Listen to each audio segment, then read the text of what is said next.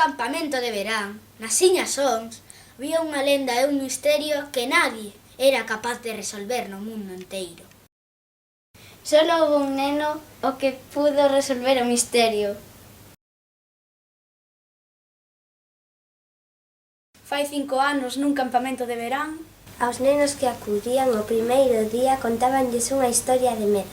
Recordo que a historia trataba de dúas xemelgas que se perderan no bosque. Pero o seu espírito continuaba entre nós. secuestraban os nenos que se perdían ca súa fermosa voz. Ao rematar a historia, os nenos volvían ás súas tendas cagados de medo.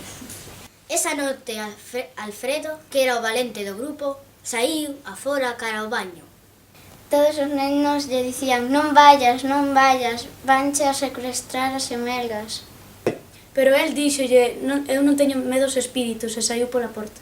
E de camiño ao baño, Alfredo escoitou voces que viñan do bosque. Esas fermosas voces hipnotizaron a Alfredo e cada vez o adentraban máis ao interior do bosque. Ata que de súpeto caíu a un burato. O resto dos nenos, ao ver que faltaba Alfredo, foron avisar os monitores.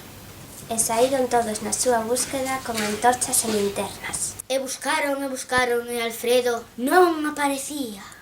No seu lugar encontrou as dúas xemelgas que desapareceran fai 5 anos. E todos asustáronse e de súpeto escoitaron os berros de Alfredo. Que proviñan de dentro do buraco.